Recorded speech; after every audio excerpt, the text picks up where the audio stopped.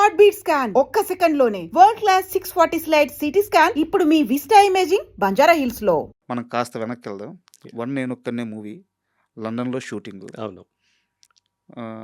మహేష్ బాబు గారు మధ్యాహ్నం సెట్కి వచ్చారు. ఒక పెద్ద బిల్డింగ్ చూపించారు.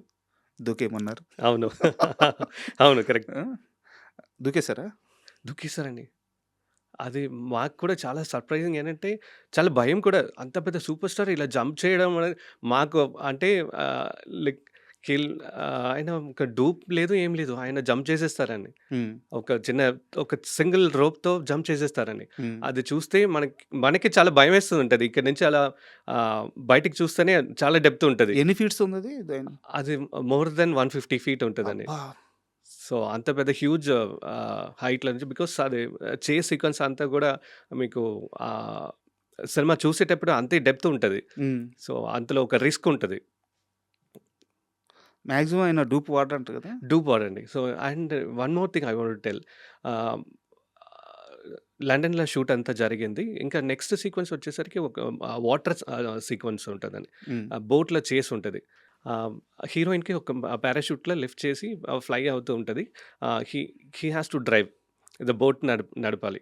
సో, అక్కడ ఏంటంటే ఆయనకి ఒక చిన్న లైఫ్ జాకెట్ కూడా లేకుండా ఒక బోట్‌ని అంత ఈజీగా నడిపేశారండి. చాలా స్పీడ్‌గా చాలా స్పీడ్ నడిపేసాను. మాకంతా చాలా భయం. ఎందుకంటే అంతకుముందు ఒక రోజు ముందు ఒక పాయింట్ ఆఫ్ వ్యూ షాట్ అని ఒకటి ఉంటది. అందులో బోట్‌లో కెమెరా పెట్టి ఫైట్ మాస్టర్ పీటర్ ఆయన్‌తో మేము ట్రావెల్ చేసాం.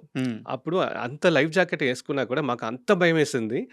సార్ వచ్చి నెక్స్ట్ డే ఆ షూట్ చేసేసరికి మాకు రియల్ హీరో కదా! అని యాక్చువల్‌గా ఇప్పుడు మీరు ఏదైతే చెప్తున్నారో ఇదే సుకుమార్ గారు కూడా ఒకసారి చెప్పారు. ఓకే. ఆయనకి ఆ బోట్ ఫస్ట్ టైమ్ అంట. కరెక్ట్. డ్రైవింగ్ కూడా కరెక్ట్.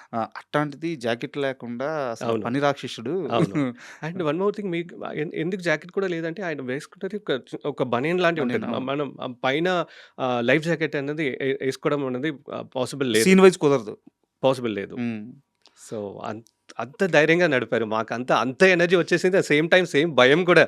లైక్ సార్ అంత స్పీడ్‌గా వెళ్తున్నప్పుడు మన క్యాప్చర్ కూడా అలాగే ఉండాలి. కరెక్ట్. ఎక్కడ కూడా మిస్ అవ్వకూడదు అనేది ఒక ఇది ఉంది. అండ్ వన్ మోర్ థింగ్ సార్‌తో ఒకటి మహేష్ సార్‌తో గురించి ఒకటి చెప్పాలంటే ఆయన రన్నింగ్ స్టైల్ ఉంటది చూడండి. మాకు కెమెరాలో చూసి టెలి షాట్‌లో పాన్ తీసుకున్న మొమెంట్స్ అంతా గూస్ బంప్స్ వస్తదండి. కదా? యాహ్!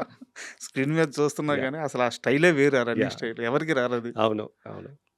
చాలా అండ్ ఎంజాయ్ చేస్తామండి. అండ్ రన్నింగ్ షాట్ అంటే okay. Ready. We are ready అని. అండ్ ఇంకోటి మీరు బన్నీతో 'ఆర్య' ఆ! సినిమాకి వర్క్ చేశారు. యెస్. రత్నవేలు గారి అవును. అసోసియేట్‌గానే వర్క్ చేశారు. అవును. ఆ రోజు మీరు పనిచేసిన అల్లు అర్జున్, ఈరోజు మీరు చూస్తున్న అల్లు అర్జున్. యెస్. ఆ ట్రావెల్‌ని ఎలా చెప్తారు? ఇప్పుడు ఉన్న ట్రాన్స్‌ఫర్మేషన్ నెక్స్ట్ లెవెల్‌లో ఉందండి. సో, ఫస్ట్ బన్నీ సార్‌తో 'ఆర్య' సినిమా నేను ఆల్మోస్ట్ లాస్ట్ అసిస్టెంట్ అందులో. ఆహ్, ఆయన చూసేటప్పుడు లైక్ ఎవ్రీడే ఫన్ ఉంటదండి. షూటింగ్ స్పాట్‌లో షూట్ జరుగుతున్నట్లనే ఉంటది. చాలా ఫన్నీగా ఉంటది. ఇప్పుడు ఆయన ట్రాన్స్‌ఫర్మేషన్ నెక్స్ట్ లెవెల్‌లో ఉందండి. ఏముందండి ఇప్పుడు 'పుష్పాలో' చూస్తే. అండ్ నెక్స్ట్ ఇప్పుడు 'హట్లీతో' ఈ సినిమా చూసేటప్పుడు చాలా హ్యాపీగా అనిపిస్తుందండి. అంటే సినిమాని నెక్స్ట్ లెవెల్ తీసుకెళ్తున్న ఒక మూమెంట్ అది. కరెక్ట్. అంటే మీరన్నట్టు ఆ మార్పు ఆ ఎదిగిన విధానం హ్మ్. అందరికీ అసలు ఇన్స్పిరేషన్‌గా ఉంది. కరెక్ట్. అయితే మీరు అట్లీ గారి ప్రస్తావన తీసుకొచ్చారు కాబట్టి, సో, ఆడియన్స్‌కి ముందు ఒక మాట చెప్పాలి. ఎందుకంటే ఇంత బ్యాక్‌కి వెళ్తుంది. ఆయన ట్రావెలింగ్ మామూలు ట్రావెలింగ్ కాదు. రత్నవేలు గారితో 9 సంవత్సరాలు ట్రావెల్ అయ్యారు ఆయన. పెద్ద పెద్ద సినిమాలకి పనిచేసిన డీఓపీ యువరాజు గారు. సో, అందువల్ల నేను అడగాల్సొస్తుంది. అండ్ శంకర్ గారు సినిమా చేసేటప్పుడు మీరు రత్నవేలు గారికి అసోసియేట్. అవును. అట్లీ గారు శంకర్ గారికి అసోసియేట్. అవును. సో, మీరు ఏ రోజన్నా గెస్ చేసారా? అట్లీ మొత్తం ఇండియాని షేక్ చేసే డైరెక్టర్ అవుతారని చెప్పి? ఆఫ్‌కోర్స్ లేదండి. బట్ కాకపోతే ఆయన షూటింగ్ స్పాట్‌లో చాలా యాక్టివ్‌గా ఉండే ఒక పర్సన్ అది. సో, ప్రతి ప్రతి డే కూడా షూటింగ్ స్పాట్‌లో ఏంటంటే అంత కమాండివ్‌గా, యాక్టివ్‌గా తీసుకునే పర్సన్ అది. ఒకరోజు క్లైమాక్స్ షూట్ చేస్తున్నాం. రామోజీ ఫిల్మ్ సిటీలో ఒక 100 రోబోట్స్ ఉన్నాయి. ఆహ్, చేసేటప్పుడు రజనీ సార్‌కి ఇంకో డూప్ కావాలి. బట్ అది డైలాగ్ చేసి చూపించాలి. అట్లీ వచ్చి Vaseegaran character. So, Vaseegaran character ఒక రోబోలా ఆల్రెడీ ఆయన ఉంటారు. నెగెటివ్ క్యారెక్టర్ ఉంటది. చిట్టి. అవును. సో, చిట్టి కాదు సారీ. Negative robot. అదే రెడ్ చిప్ పెట్టిన రెడ్ తర్వాత. సో, ఆ రోబో క్యారెక్టర్‌కి ఒక డైలాగ్ పోర్షన్ ఉంటది. ఎందుకంటే ఇద్దరు ప్యారలెల్‌గా ఒకసారి మనం ఆహ్, ప్లేట్ షూట్ చేసేటప్పుడు ఇద్దరు పొజిషన్స్ అంతా కరెక్ట్‌గా ఉండాలి. సో, ఆహ్, అట్లీ ఫస్ట్ ఒకసారి యాక్టింగ్ చేసి చూపిచ్చారు. హ్మ్. రజనీ సార్ ముందే ఆయన క్యారెక్టరే యాక్టింగ్ చేసి చూపించేటప్పుడు సెట్స్ అంతా క్లాప్స్ అండి ఆ! ఆ రోజు. సో, రజనీ సార్ కూడా ఆహ్, అట్లనే చాలా బాగా అప్రిషియేట్ చేశారు ఆ ఏం టైంలోనే. సీన్ అది 'వషీ' అనేది అదేనా? వషి. యెస్. అది ముందు అట్లీ గారు చేసి అట్లీగా చూపించారు. ఆ! చేసి చూపించారు. ఆ! యాహ్! చాలా బాగా అనిపించింది. సో, అప్పుడే అందరికి తెలిసింది. So, he is going to be an next level in future అని.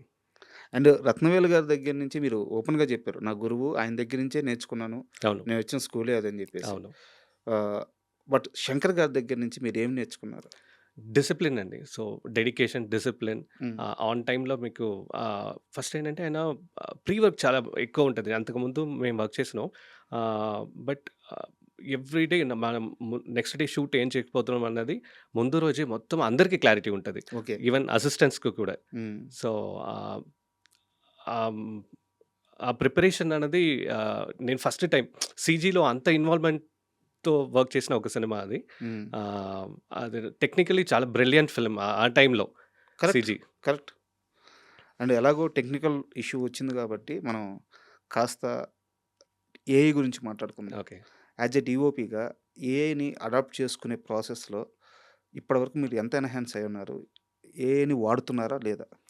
అవునండి. ఇప్పుడు ఫ్యూచర్ అంతా ఏఐ మీదే డిపెండ్ అవుతున్నది. ఇప్పుడు మనకేంటంటే ఇప్పుడు ఇంతకుముందు మేము నేర్చుకున్నదంతా ఫిల్మ్ నుంచి వచ్చాం. హ్మ్. సో, ఫిల్మ్ నుంచి డిజిటల్ వచ్చింది. డిజిటల్ డిజిటల్ వచ్చే టైంకి ఏంటంటే బిగినింగ్ కొంచెం అలా ఒక స్టేజ్ నుంచి అలా వచ్చింది కదా! ఇప్పుడు డిజిటల్ ప్లాట్‌ఫార్మ్ అనేది నెక్స్ట్ లెవెల్‌కి రీచ్ అయింది. ఇప్పుడు కెమెరాలో ఉన్న లాటిట్యూడ్ లెవెల్స్ ఆల్‌మోస్ట్ ఫిల్మ్‌కి ఈక్వల్. హ్మ్. సో, ఇప్పుడు అలాగే నెక్స్ట్ జనరేషన్ అంటే ఏఐ మీదే ఉంటదండి.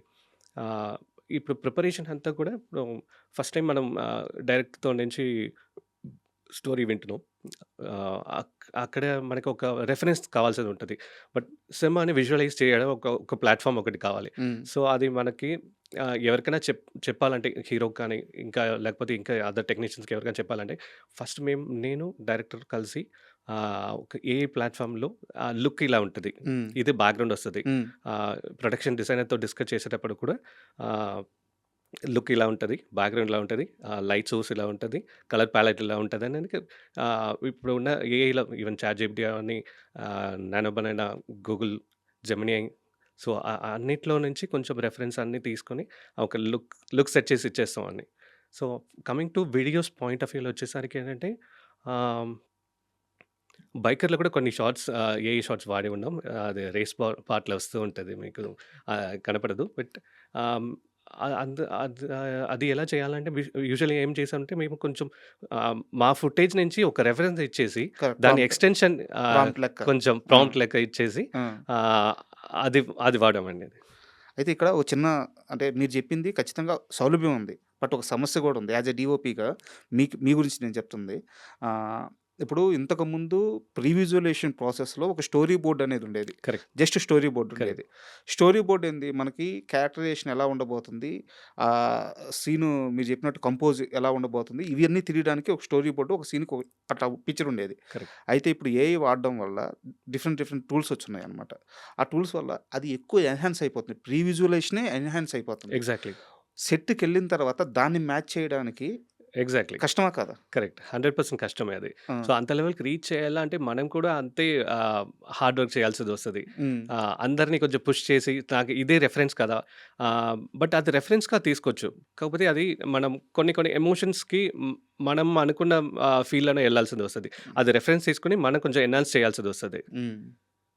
ఇప్పుడు ఉన్న జనరేషన్స్‌లో ప్రతి అసిస్టెంట్ డైరెక్టర్స్ కూడా ఏంటంటే వాళ్ళు చాలా బాగా ఆహ్, ఆహ్, స్టోరీ రెడీ చేసుకున్నా కూడా వాళ్ళు వాళ్ళు అనుకున్న విజువల్ మనం అవతల వాళ్ళకి డైరెక్టర్ వచ్చి ఇద్దరు సినిమాటోగ్రాఫర్ కానీ, ఆర్టిస్ట్ కానీ ఎవరికైనా నరేట్ చేసేటప్పుడు ఆ విజువల్ వాళ్ళ మైండ్‌లో అనుకున్నది ఏంటన్నది ఒక పిచ్ డెక్ ద్వారా రెడీ చేసుకొని హ్మ్. అది మొత్తం ఇది సార్ మేము అనుకున్న లుక్ అనేది ఇప్పుడు చాలామంది లుక్‌లో వచ్చేస్తున్నారండి. సో, ఆ ప్రాసెస్ స్టార్ట్ అయింది. అయిపోయిందండి. Super. And for more videos, Please subscribe to iDream. Please subscribe to iDream. Please subscribe iDream. And please subscribe to iDream. For more videos, subscribe to iDream. please like, share, and subscribe to the channel. Congratulations, iDream. Subscribe to iDream. Subscribe to iDream. So, subscribe to iDream Media. iDream की iDream team अंदर की huge congratulations. Please subscribe iDream Media. Please subscribe to iDream. Subscribe iDream. Please subscribe to iDream. iDream అంటే నా కళల channel subscribe చేసుకున్న నోరు తిరుగుతలేదు మీరైతే గంట గుర్తు కొట్టండి. For more such videos, please subscribe to iDream. Subscribe to iDream. Please subscribe to iDream. Please subscribe iDream Media. Please do subscribe to iDream. Please subscribe to iDream Media. For best entertainment and information, please subscribe iDream. And don't forget to subscribe to iDream.